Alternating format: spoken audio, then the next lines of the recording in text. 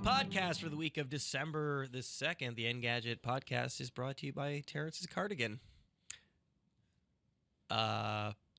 Great deals. More on... of a knit smoking jacket. Is that not a cardigan technically? No, it's a cardigan. I think it's a cardigan. Yes. I feel like you in fell a masterpiece theater, sort of. Yeah, it's a nice chunky shawl collar. You know, it's classy. Yeah. Yeah. Less Mr. Rogers. You gotta love that microphone, Terrence. I'm sorry. This is the first and only time. This is actually not the only time. I'm probably gonna remind you throughout that you really gotta get up in there. Thanks everybody for joining us a little bit early this week. I mean, we were off last week. We're a full 25 hours early. Yeah, give or take. 24 and a half. 24 and a half. But you'll be a bit incapable of speaking 25 hours from now. So. Yes. Well, this is brought to you by Novocaine. Dental work. Yeah. Novocaine and Vicodin. I will be capable of speaking 24 and a half hours from now. It's not going to be pleasant for anybody involved. Yeah, it's mostly going to be gibberish. It'll be hilarious. We could do a podcast, a video of me just trying to drink water. Can we? I feel like that would be a pretty great podcast. I'm not going to lie. I'll be at home if we want to. You can Skype me in. Maybe play we should do that. Some elevator music in the background while I dribble water down my front. This is early episode of the Engadget Podcast brought to you by Oral Surgery. I'll be having tomorrow. We were off a week. That was brought to you by Tryptophan. Mm-hmm. And usually when we take a week off, we've got a lot of extra news to talk about, but that is not the case this week because A, Thanksgiving, and B, everything was kind of announced already for the year. This is two of the slowest weeks I think I've seen since I've been here. Months really. This is that dead period between Thanksgiving and CES. This week it's kind of we've got a few sales announcements. We got one or two reviews trickling in. The rest are just kind of a drone or two. Yeah, fanciful, theoretical delivery methods for the future that are really good pieces of news to justify, say, you're going on 60 Minutes the day ahead of Cyber Monday. Yeah. What am I referring to, Terrence? You were referring to Jeff Bezos. Incorrect. No, that's true. Sorry, I was ready for you to be wrong on that one. Oh, okay. And Amazon Air Prime or Prime Air? Prime Air. He wants to deliver anything under 5 pounds to your door via octocopter. Let's spitball here. So 2015, I think, is the 2015 projected earliest date because there are a lot of legal and technical things to overcome. There are regulations in terms of flying. God, what's the number? Like 10 million drones around the country. So there's obviously a lot of stuff that they have to work out on that front. Also, considering the fact that to skip forward to another story that UPS is also kind of toying around with this idea. That's going to be a lot of drones. Yeah. If every single delivery company and every single major retailer, Apple probably wants some drones FedEx in the air. will get into it, and the United States Postal Service, and they'll never show up on time, probably crash into your door. You're going to have pigeons. Rolling back to the pigeon method. It seems kind of crazy. The one thing I will say about this piece of news that actually makes sense to me is it's clear that the next step for Amazon is to figure out its own delivery method. I mean, they've obviously been kind of moving in that direction. They're not a company that likes to be reliant on anybody for anything. Yeah. So why not figure out a way to deliver your own stuff in the shortest amount of time possible? And why not use robots? I say. Well, I mean, you save a lot of money on hiring additional people for sure. I don't know. It seems like a wonderfully fanciful thing, but I really don't buy that happening by 2015. Dana, is this realistic at all? I also don't buy it happening by 2015. Yeah. Also, there's the stipulation that the products weigh, less than 5 pounds? Less than 5 pounds. So that rules out a whole lot of stuff, right? Well, they say regularly get... He says 86% of the orders are less than that. Really? I mean, it's still they're still doing a fair amount of books, for example. Okay. And I, it's interesting. Amazon has definitely changed in a number of ways, changed the way that I do mail order. One of them is probably not necessarily a good thing in terms of reducing my carbon footprint, but now that I'm now that I've been locked into Prime for a couple of years now and get free shipping, I order things separately. You know, I'll order a small thing on its own. But they haven't rolled out the logistics. I assume that if you really want to get something in 30 minutes and get it delivered by drone, you're probably going to pay a little extra, right? I would assume as such. It can't be a service they're going to offer for free unless they require you to be a Prime subscriber and they jack up the price of a Prime subscription. Yeah. They'd have to bake it into the once $120 a year. Sure, once it's $1 million a year for Prime, I think that this system is going to make a lot of sense. Is there anything that you like? What would you order that you would, I guess, need within 30 minutes? Nothing. I honestly birth control. I honestly, you can't order that from Amazon. Can't order that from Amazon. A gun you can't order from Amazon. No. I mean, I really can't think of anything. Can you order birth control? I guess you can't do. I guess you can't do prescriptions. Prescription. Yeah.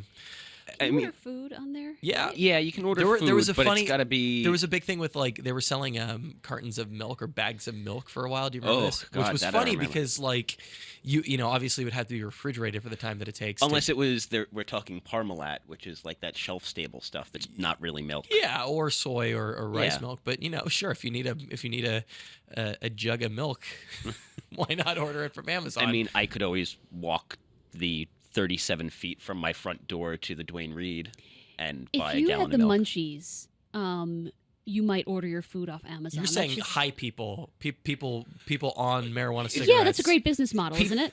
I suppose. Yeah. Because they would be those would be. That's a good point because those would be the people. Oh, so we're full on. And I'm being facetious, but I'm struggling a little bit to think of other times when I would order something impulsively and need it right then and not want to go get it myself. I'd have to be hungry and high, probably. When would you spend $100 to have some Cheetos delivered to your door? Only when you're high, clearly. You would have to be on drugs. Yeah. Drugs would have to be involved. I mean, I guess it's got to be geared towards people who have an obviously different set of priorities than people like us, though. Like, I can't imagine living in a place where I'm not within walking distance of a 24-hour store. So say that occurs where like I need Cheetos at 3 o'clock in the morning. I walk a block to the store and I buy Cheetos. I don't order them on Amazon in bulk and have them delivered by drone. Although you're seriously limiting it with the 10-mile radius. Yes. So I mean, okay, maybe some suburban areas. I mean, where I grew up in the Bay Area, we didn't necessarily have. Well, we still have 7-Eleven. So Cheetos. Yeah. I don't know if I need like a soldering iron or something delivered to me late at night. Something really. Yeah. You're building. Yeah. You're building your own drone in your garage. Yeah, I'm like a Tom Waits 3 a.m. song. And your soldering iron breaks, and you need a new one. It's happened. Yeah. It's happened. You get a drone. I need that drone early. This is a good question for the listeners. If they can think of any more sensible, sure, scenario than we're coming up with. Yeah, we're not coming up with anything unfortunately, sensible. again, due to oral surgery, we're at day earlier, so maybe not as many people in chat as we have had on previous episodes. Everybody has pretty consistently been bringing up the taco copter, the burrito copter, chalupa copter, whatever, something Mexican pizza, copter. Also for stone people. I'm pretty sure all drone food delivery methods are geared very specifically at stoned people, though. I don't think there's any way around There are that. a few scenarios where you don't you don't have enough food in your house. Yeah. Emergencies, like a Hurricane Katrina or something. I don't think a drone is bringing food to you in the middle of a hurricane. Well, after it's over, I'm just saying. I'm saying there are. So what you're saying is this isn't great necessarily for daily deliveries, but for relief after a disaster, this could be great. I'm saying there are maybe some applications for drones to deliver small load items to people.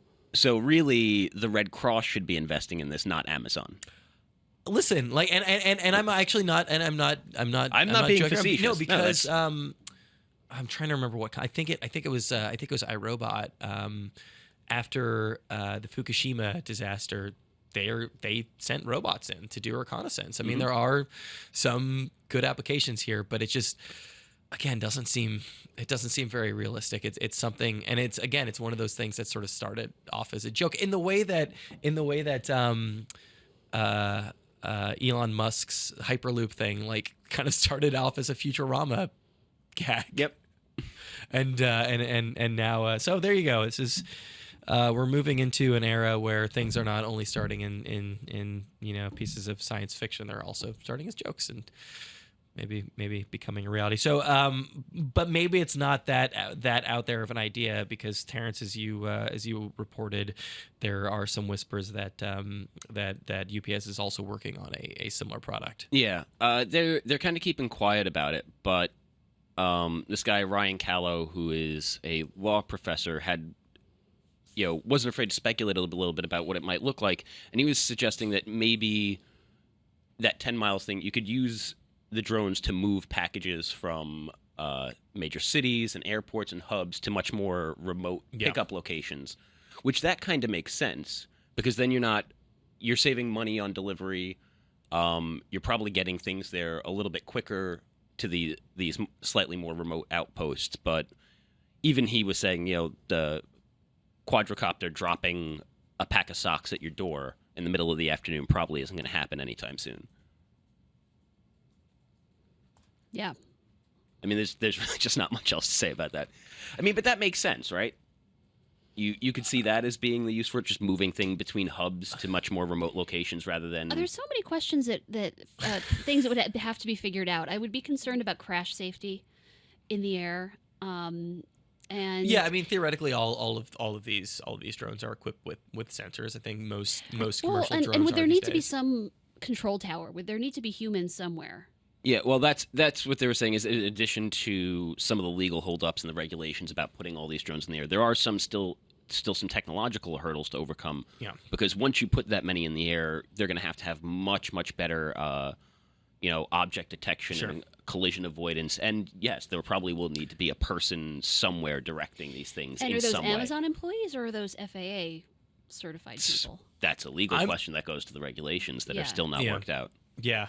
Well, they just converted all of the Amazon help people into I'm blanking on the name air of it. traffic controllers. Onto for the Kindle Fire, the help service. Oh my God! I don't know. Wow. Anyway. I think you're the only person here who's used that.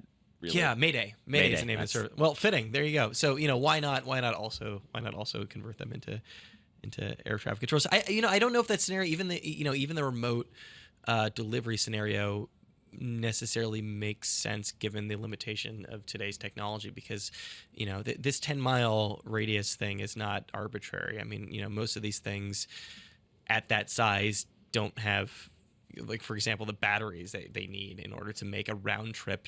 That's already a 20-mile journey right there. So if you're really going to super remote locations, is 10 miles really going to make that big of a difference? Yeah. Google, meanwhile, is working on robots. They have... Sometimes your transitions just awe me. So seamless. It's and this is like every single ours. And I'm not going to separate us from the herd, because we are also guilty of this, and this is no slam on Matt Smith's intro skills, because it makes a lot of sense to connect these two stories that, like, a day prior to this story about Amazon building the Google building robots, not only Google but Andy Rubin building robots, there was a story about Amazon doing drones. So it makes a lot of sense. These are these kind of like these far off moonshots, a term that Google is actually openly using to describe these secret products that they're working on. But it sounds like Google's seeing these as not being all that far off. They've been on a acquisition spree. I think they've bought like seven different companies in the last 6 months. Quietly been picking up all these robotics companies. So they're building something big, clearly. Yeah, I really want to know what the hell's going on over there.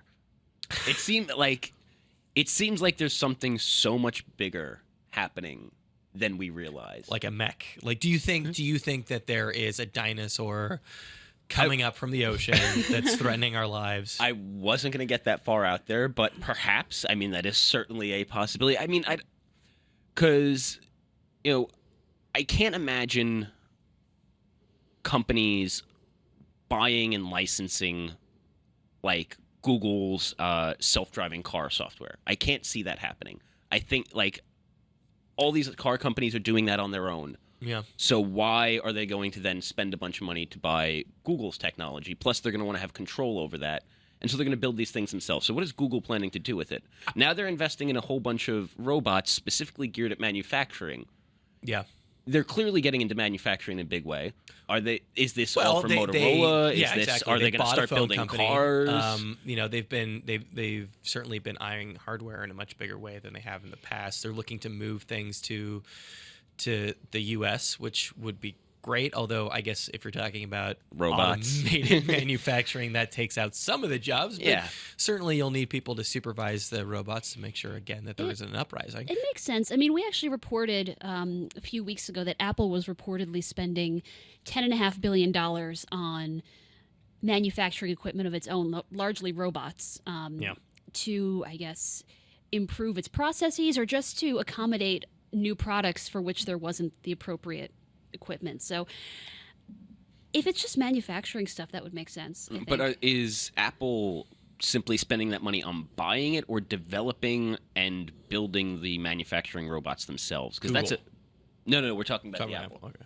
Because that's a big differentiator there. Because I don't remember for sure, but I was pretty sure the Apple thing was Apple was simply buying the machines and then basically handing them off to wherever the manufacturing is.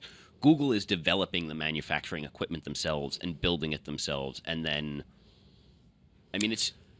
Yeah, I mean, I think there's something similar going on with Amazon and Google. Is they're both trying to cut out the middlemen in every aspect of the process. Like trying to be as autonomous as possible. Yeah. And and if Google is really looking to make a big play in hardware, I think that makes a lot of sense. Yeah. In a lot of cases we're very reliant on these very old manufacturing processes that haven't really been updated for the new technology. But I would like to think that they're building something more fun than just manufacturing robots. But that's just me. Yeah, it doesn't sound like it though. Yeah. I mean, that would be lovely. Yeah, it is interesting though that this is one of the things that they're choosing to keep completely hush hush. I mean, there was a New York Times story, which is how this came out, but the New York Times story is basically, hey, Google bought 7 different companies. Andy Rubin, I guess, has a robotics background, and now this is something that he's going to be doing. And certainly Rubin's involvement makes sense if this is them doing more on the mobile side. I mean, it makes him stepping in there. This, and in some ways, this might also just be like he's a very, very valuable employee. He's done a lot of really good stuff for them. Let's have him do a pet project. But I guess buying 7 companies is probably not really it's a little more than a pet project. Yeah. It's a little more than a pet project. That's a lot to invest in simply rewarding a valuable employee. I know. Google Now powered robot. That's going to happen, right? Ooh. Okay, robot. Yeah. That's yeah, that's where we're going. Yeah. That'd be, and it would be shaped like an Android. Yeah. A little green and not highly functional. As long as it can reach into the refrigerator and get you a beer, that's pretty good. That's all I'd really need. I just, the thing doesn't have a lot of joints. When you really come down to it, the Android is not a very effective Android. No. They're going to have to rethink that, I think, maybe. Go back to the drawing board. Give them something better than these little stubby arms he swings around. Microsoft, meanwhile, is working on Threshold, which reading between the lines, not just one, but 3 operating systems. So it sounds like this is actually kind of a blanket code name used to refer to changes that are coming to Windows. So actual, I guess, Windows 8 or Windows 9 or whatever number we're going to be on, Windows Phone and the Xbox operating system, which obviously have all kind of taken a turn to be a lot more similar in the last generation. Yeah. The Xbox One came out and it looks an awful lot like Windows 8. Well, all 3 basically share a code base. Yeah. They're more or less Windows 8 on the Xbox in some sort of pared down version. But are you prepared for them to look even more similar moving ahead? I don't think so. I don't think I'm prepared for any of it. I'm ill-suited to deal with that kind of I will say that Ben Gilbert, who I know he can't be with us today, who is sadly passed away after all those gaming reviews. I certainly don't think he's a big Windows fanboy when it comes to the desktop or mobile operating systems, but he enjoyed the experience. He liked the way Metro Live tiles look on the screen. Yeah. I think multitasking also isn't something you are accustomed to doing on a console. That's he had just come off reviewing the PS4, and I think it's one way in which the Xbox One sort of, trumps the PlayStation 4 is the multitasking. Yeah.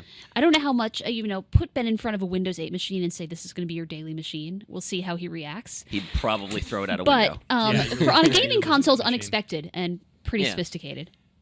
My only question there is, I see the benefits of it as far as like content creation and having a much more seamless user experience. I'm just wondering how useful multitasking is on a gaming console, though, and I wish Ben was here actually to answer that question, but he's not, so you're going to do it instead. Just because the Xbox One, even more than the PS4, is supposed to be your one-stop box, if I can call it that. You're sort of like an all-purpose an all-purpose entertainment box for your living room. So to the extent that it can do all these things and people have short attention spans, it's kind of cool that you can...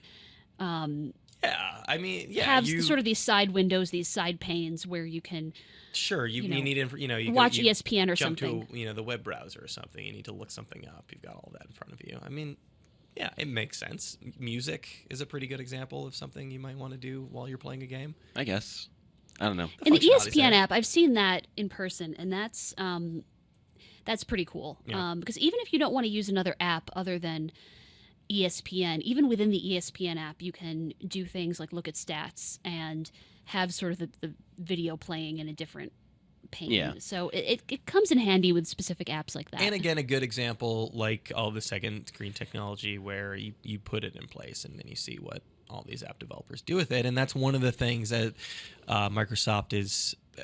at least in theory, according to rumors, bringing to the table with Threshold is as all of these operating systems are becoming more and more like, they're making it easier and easier for somebody to develop an app across the three. So that's one of the big selling points for them. That'll lead theoretically to a lot more app creation on Windows Phone. That's the one that kind of desperately needs it right now. And then obviously the reason why it's a big play for Microsoft is, hey, let's sneak this in. Let's sneak this into people's living room. Let's sneak the UI in, and people are going to get used to it. And maybe, at least in theory, it won't be that big of a transition to make over to a Windows desktop or a Windows Phone device. No, and that makes sense. I could see that by baking it into the Xbox, it becomes much more familiar. People are getting used to it. A gateway drug. And if they're sharing that much of a code base, then theoretically you could have apps that work across all three.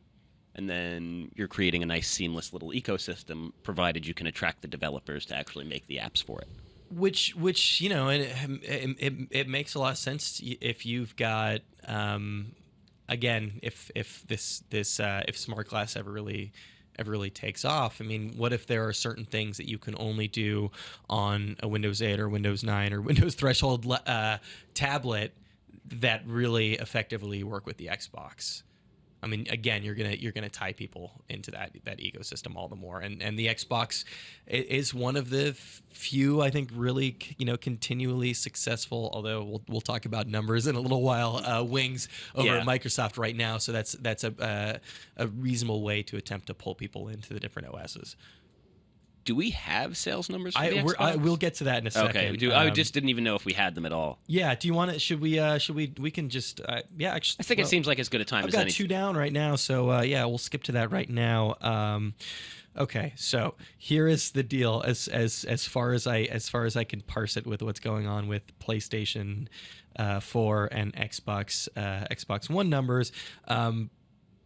PlayStation, again, got a little bit of a head start, but was doing pretty well, was selling like the last number as of December 1st, so 2 days ago, 2.1, or 3 days ago, actually, 2.1 million, which, is a pretty good number of consoles. Pretty good? That's Yeah, that's really good. That's great. Good job, PlayStation. Especially when you consider the fact that your main competitor is also coming out with their new system at the exact same time, pretty much the exact same time. And it's not like these are impulse purchases. They're both. Even the cheaper PlayStation is an expensive proposition. Many of these people have decided months before. Well, or years before. I mean, we're talking about like an 8-year gap between systems, so people have had plenty of time to save up money. Especially that PS4 comes, I'm just going to do it. I'm going to buy it. And then you have people probably said that. I'm sure they did. A lot of our coworkers said that. I know they did. A lot of them pre-ordered it and forgot about it, and it showed up on their doorstep unexpectedly. Arlaw bought both. He's actually one of the few people I know who bought both. Wow. Tim Stevens accidentally bought 7, so I don't know what he's gonna. So all of his dogs have their own PlayStations right now. Is that true? So we've got numbers from PlayStation, from Sony. What do we have from Xbox? Zombies. Did you? Are you looking? I'm reading this right now. Xbox or Microsoft got they got. I guess cute is probably a word you can use to describe this. I mean, what I will say is every single company gets to decide on their own how they do. Even if they're publicly traded, they get to on their own decide how they're going to release these numbers. Yep. Sony is taking a very straightforward approach. Apple kind of does a straightforward approach when the numbers are good. Yeah. Amazon, for example, Amazon's numbers, their Kindle numbers came out today. They have never released any numbers for any of the devices. So we just once a year get a press release saying that the Kindle had its best weekend ever. Yeah, and it doesn't include anything beyond that. Which in the grand scheme of things doesn't mean a lot. Microsoft has released numbers in the past, but now and you can read between the lines a little bit here and kind of figure out probably what's going on. That they based on speculation, based on the price of the Xbox, based on limited functionality, and to a lesser degree probably based on the fact that the PlayStation got a little bit of a head start. Microsoft, instead of saying how many millions of Xboxes they've sold, says that 3 billion zombies were killed in Dead Rising 3, and over 90 million. That's a lot of miles. 90 million miles were driven in Forza Motorsport 5 by December 1st. Take a moment.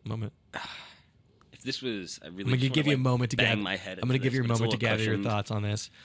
I mean, so what do you do? What do you do? You're Microsoft. Okay, again, let's assume that Xbox most likely isn't selling as well as a PlayStation. Let's just assume that for a moment. Okay. This makes me think it's worse than they would have expected, though. That's the problem, is I don't think anybody expected the Xbox to outsell the PlayStation. Sure. Based purely on price and the fact that, yes, it didn't. The PlayStation had, 2 days head start or something? Mm-hmm. Very small head start. And the reviews, I mean, at least like our review, for example, wasn't quite as good as the PlayStation. So nobody expected it to match it, but to release these sorts of numbers makes me think that internally Microsoft is viewing it as like an utter disaster. But so the question is, do you go silent on it? I mean, I think that might have been better in this case, but I don't know. I mean, people are going to ask, especially those, people are going to ask anyway. But the PlayStation numbers come out. You just don't say anything? You just say, we don't have any numbers right now. We'll give them to you when we have them. I mean, companies do that all the time. We lost track. We sold so many, we literally can't count them anymore. Well, I mean, it's tough. I mean, you can't, unless you actually have a policy and a long record of not commenting on these things, you can't say we don't comment. No. Because then you're sort of talking yourself into a corner. It's hard. But I mean, they could just say we don't have any numbers to share right now instead of trying to be overly cute about it, which makes me think that things are really, really bad. If they said we didn't have any numbers to share, you would have the same reaction. I don't think it would be as visceral. Okay. I think if they said we don't have any numbers to share right now, I'd have been like, that's a little suspicious, and probably forgotten that I read about that within 10 or 12 hours. I'm going to remember this. You would be wondering how many zombies were killed. That question would go unanswered. Ever wondered that in my entire life. Where's Sony? Where's Sony with its zombie numbers, huh? Somebody get them on the phone. Come on, you Kaz. Call Sony. Mm-hmm. Call Sony. I want to know how many zombies. miles have been driven in their racing Phil game. Molyneux now. He'll have answers for us. How many? I don't expect you to know the answer to this. I don't know the answer to this. I don't know how many countries the PS4 launched in. I know that the Xbox One launch was trimmed from 21 countries to 13.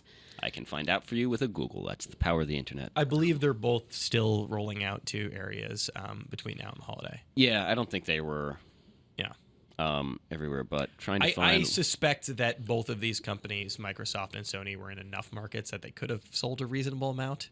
I mean, I don't know what point I'm getting at, because the Xbox One didn't launch as planned in Scandinavia, so, you know. The Swedes are... So how many countries were they down to? Don't discount the Swedes. How many countries did the Xbox come out in? I think 13 instead of 21. Well, I mean, 13 is a lucky number, so... All right, well, PlayStation actually only launched in 2 at first, but on the 29th it was in...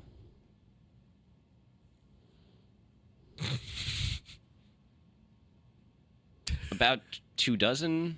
That was actually better if you were watching this on video. If you're listening, go back and watch the video of Terrence counting. The PS4 was also more widely available?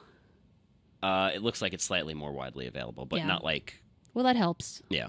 And what are the zombie policies in those respective companies, Terrence? In those countries? I'm sure a lot of those places are steadfastly anti-zombie. Okay, but I know that El Salvador really loves their zombies. Pro-zombie. So if, for example, if the PlayStation launched in more pro-zombie countries, it would have less of a chance of tacking up as many zombie kills as the Xbox, for example. Okay, so there's a lot of... the point I'm getting at is there's a lot of factors in play here when it comes to the amount of zombies that were killed on these respective consoles. Also, you're getting at the fact that this has really been a slow news week. The Yoda phone, however... What? No, don't make that sound. I love the Yoda phone. Do you? I'm excited about the Yoda phone. You've heard me talk about the Yoda phone. Have I? It sounds like Yoda. I feel like it may or may not be from Dagobah. There's a lot of reasons to get excited about the Yoda phone. Okay, so this is, spec-wise, not a particularly exciting phone. It's a 4.3-inch display. I think it's like 720p. The processor isn't much to write home about. It's a Snapdragon S4 Pro. But there's an e-ink display on the back. Now, here's the reason why. There's a couple of reasons why I like this phone. Okay. One, from a Russian company we've never heard of. Yes. That's exciting. New company enters the market. Two, it's a new idea. I like to see companies try something new, and I do think I think it's a minor. I think it's I know what you're getting at, Terrence. I don't think it's not a game changer in any respect. Nope. But battery life is certainly a factor for a lot of people. And so long as you can deal with primarily interacting with your phone via an e-ink screen. Well, again, I mean, I think the idea of the ink is to really. What is because it has a regular 720p LCD on the front and then a much lower res e-ink screen on the back. Reasonably high resolution for as far as e-ink goes, but it's, where is it? 360 by 640. Yeah. And so it's on the back. It's clearly not meant to be your primary way of interacting with it. The back of the phone has this really weird angle, so the screen is not flat. It's also not a touchscreen. You missed that part. Capacitive touch zone below. Yeah, that. So you're really not gaining much in the way of battery life. You are. Well, no, you are in the respect that you're not constantly turning your phone off and on to check stuff real quickly. So if you get a, this is it seems to be something that is trying to solve the same problem that the Pebble is trying to solve, the same problem that the roly-poly Samsung phone, whose name is escaping me right now, the Galaxy Round. That guy. I don't know how big of a problem it is. Certainly, we're pulling our phones out of our pockets and checking our screens a lot. I can see there being some appeal here for people who are doing a lot of reading. It'll save your battery life in that respect, and it's again just much easier to read something on an e-ink display. Yeah. Much smaller though. 4.6 is pretty small to actually do any. Or 4.3 is pretty small to do any really sort of substantial reading on a device like this. But if you've got the Amazon app there and you're sort of synced with your Kindle at home, that can make sense. I don't think it's solving any major problems, but I do like to see a company bring something innovative to the table. It's solving a problem, but it seems to be trying to solve the same problem that, let's say, touchless controls on the Moto X solves. Or, I don't know the name for it, Samsung's fancy name, but whatever the maneuver is where you hold down the sides of the Galaxy Round to make the notifications appear. It seems to be solving this problem that people are too lazy to turn on the phone and look at their notifications. They need to just see it with minimal effort. And is that, I mean, clearly it's a problem, but is that a problem with our devices or a problem with the people who live on this planet? I would say it's the problem. I would say it's the number one problem facing humanity right now. I mean, I don't know. I include zombie death in it too. This just, it isn't the first time we've seen this. This isn't even the first time we've seen this particular device. It's not the first time we've seen a device that tries to do this, and it never goes anywhere. I don't think that this Russian phone from a company we've never heard of is going to be a hugely successful device, but we could see it incorporated into other devices. Let me ask you, if it's all about if the main benefit is having these notifications that are easy to glance at, would you rather have this or a smartwatch?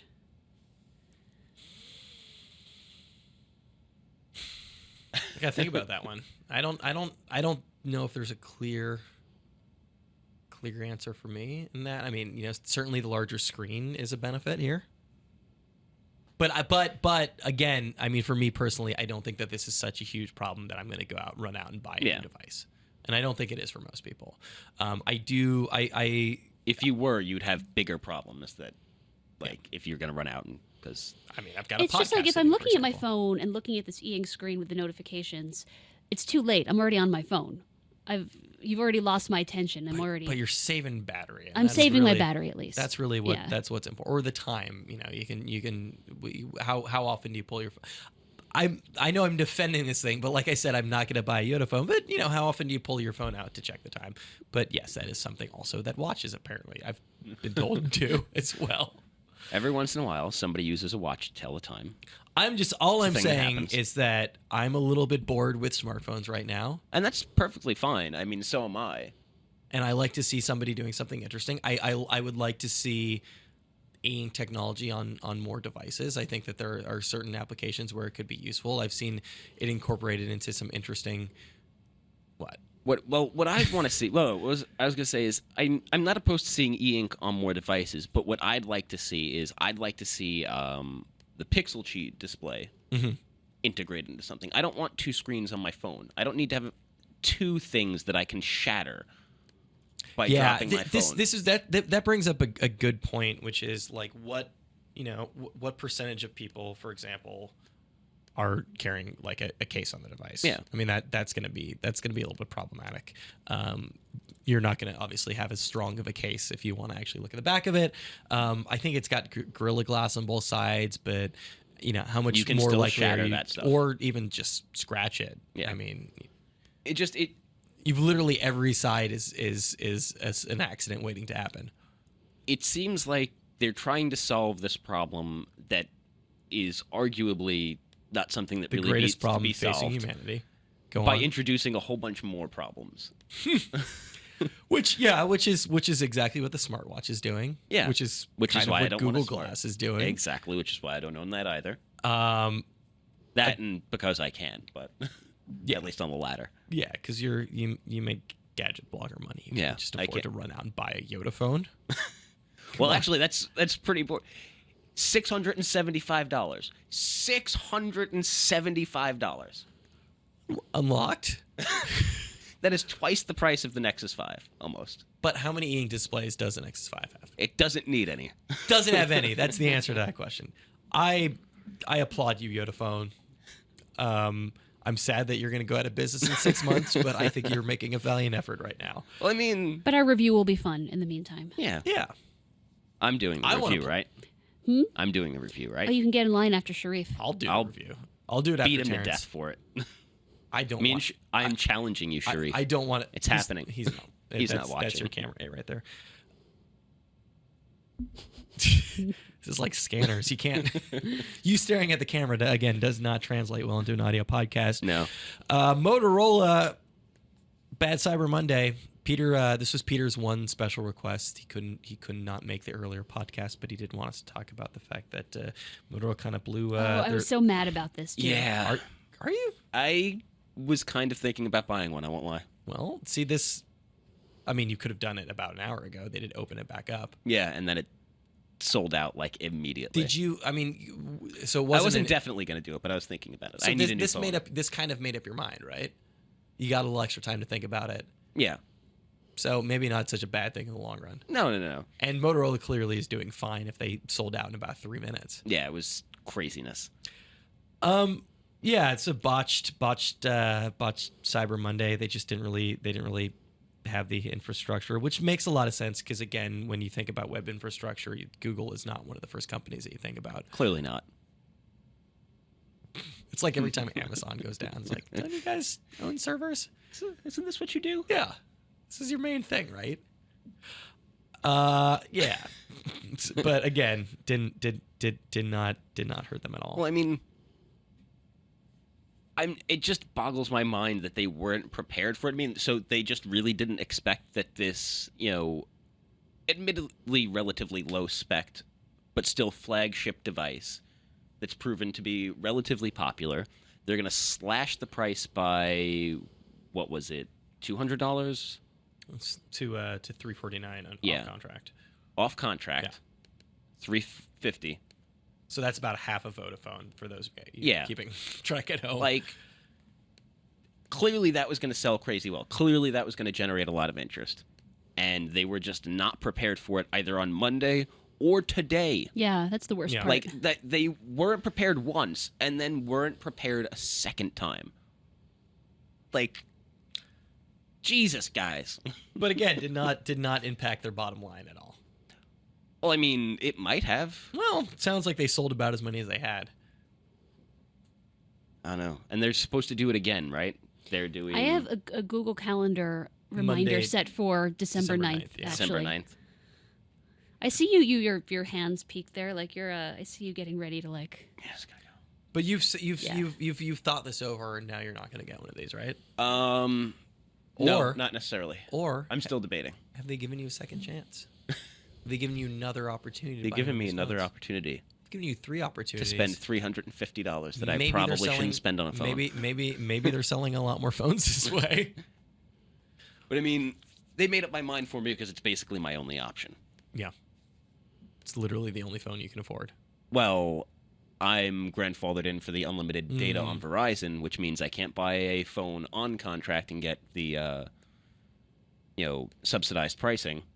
And I really don't want to pay like $650 for a Galaxy S4. What if they slashed the price of the Yoda phone to $349? The question is not would you buy, but how many would you buy?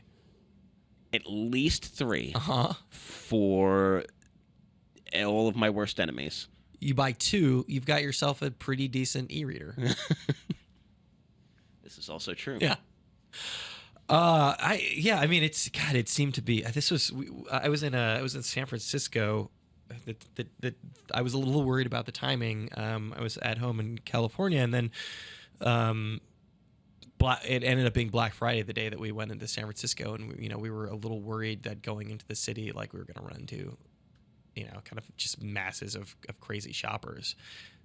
There was nobody out there. There's really? Nobody out there buying stuff on. That's craziness. Black Friday. Here in New York, it was a nightmare. Was it?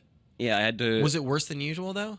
I mean, I don't know. The numbers are pretty uniformly down. I don't know if it's any worse than usual because normally on Black Friday, I hide inside away from all forms of commerce because I don't want people to beat me to death for thinking that I might want to buy the TV that they were looking at, even if I'm nowhere near the store. Yeah. But I did have to drive into my brother-in-law's place up in Queens, and I was stuck in traffic for like an hour a mile from his house because of holiday traffic going to the 2 malls that are over there. I think it was like a 13% drop in Black Friday sales this year. But Cyber Monday. Well, yeah, this is the point I was going to make, is that I was having a conversation with somebody about this the other night, and she suggested to me that maybe it's the kind of downturned economy, although I don't know that we're about as bad off this year as we were the last couple of years. But yeah, no, everything has moved on to, it has moved online. I mean, people want their goods delivered by drones. They've made that clear. I mean, and even though Black Friday was down, and a lot of companies have moved Black Friday online even at this point. Yeah. Cyber Monday was, if I remember correctly, the single largest shopping day in history. I think it was like $2 billion in online sales. I can look it up. Something real quick. like that. I don't think there's a resource where you can find that information. Yeah, I mean, there's a huge shift over the last like year or two. I mean, this is really this seems to be the year that the change that we've been expecting just really kind of happened. And Blockbuster is closed. It's probably a big part of it. You got numbers for me? Do you want to be our official numbers guy on the show? I can. Where John usually sits. I mean, just everything was up. I don't have cash numbers, but they're saying as of 6 p.m. on Monday, sales were up 17.5% over the previous year. Amazon specifically said sales were up over 44% from last year. Yep. eBay over 32%. Like, that's craziness. Yep, everybody's moved online. We are running out of time. I just got a buzz on my phone. That means that the three of us have a meeting in about 10 minutes. Super secret meeting. It's the most secret meeting ever. It's about who gets the Yoda phone review. Yep. Yeah. Can we talk about Applebee's real quick? If you'd like to. I like your headline, by the way. Yeah, nice job. Yeah, I liked my original image too. Was the shot that I shot at E3 2 years ago when Qualcomm was doing a marathon contest, like Fruit Ninja contest. Do you remember that? They were doing some kind of prize. Oh, yes. And we did a visualized of what your screen looks at like after 24 hours of Fruit Ninja, and that to me is roughly what all of these Applebee's tablets are going to look like after about 20 minutes. Yep. Why did we not keep that image? Just cause? Oh, I think we got a shot of the final tablet they were using. I would have still kept the other image after the break. Was not. I think I was probably asleep when that decision was made. Whoever changed the image is fired. Okay. Probably our law. So pack your bags. Get out. I get it. I get why they would do this. Apparently they're trying to attract a younger demographic who I guess don't bring their own tablets to a place like Applebee's. This is not going to replace paper menus. This is not going to replace servers. You're going to be able to get some appetizers on the thing. Check out the menu. I guess play some games while you're waiting. And then it's certainly nice to be able to pay for your check, directly on this device. But man, Applebee's is a place where people eat gross things with their hands. Yep. I've got nothing for you, man. That's all I got. I mean, okay, let me ask you this. Have you ever been to a Waffle House? Yes. Have you ever held a menu at the Waffle House? Oh yeah. That's what an Applebee's tablet's going to look like after about 20 minutes. It'll be, you know what? Give it like a week, it'll be see-through. That grease will have worked its way through all the components on his device. Yep. So bravo, Applebee's. One word for you, Applebee's: ink. Just think about it. Yeah. Yoda batteries. Yoda tablet. Don't have to touch the screen. It's a win-win. Yeah. Thanks everybody for joining us. This has been the Engadget Podcast for the week of December the 2nd. I have been Brian Beater on the Twitter. Terrence at Terrence O'Brien on Twitter. Yep. Dana at Dana Woolman. Dama Woolman. Yes. That's actually what I'm going to sound like exactly this time tomorrow after I've had a lot of needles injected into my gums. Thanks, everybody, for joining us. Should be back same time next week for another episode of... well, not same time. Regular time next week. No. Sorry, guys. We're moving ahead. I'm going to have surgery every Thursday. We'll be back next Thursday for a more episode of the Men Magic Modcast. Bye. Bye.